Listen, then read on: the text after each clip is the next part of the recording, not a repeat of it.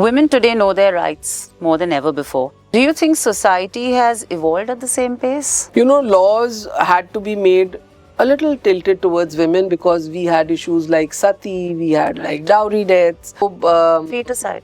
feticide, so child marriage. So now there are men who say that laws favor women. But I think it had to be done to give them their right and to make them bold that you can stand up to domestic violence, you can stand up to issues. So I feel laws have been able to really empower women, but they are empowering the city women.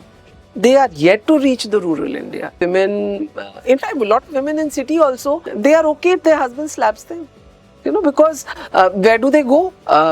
We have the Supreme Court said a woman has a right to ancestral property.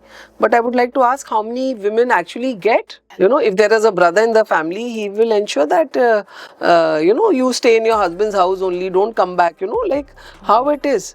Yes. So, which is a fact. So, women don't know. In fact, and society. And society. That's the biggest stigma, society, especially for the urban. Laws are there. Yes.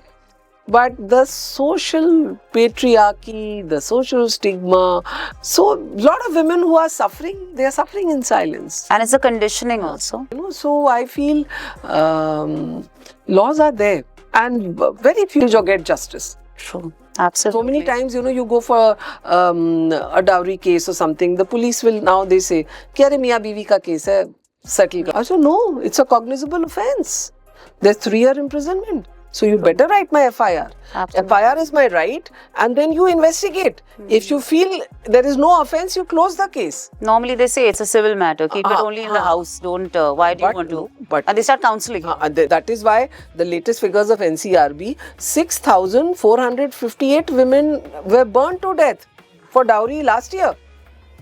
In today's society, I mean, if you can think of it, then how are you calling it Miyan Biwi ka mamla? How are you calling it ki ye to settle karo, settle karo?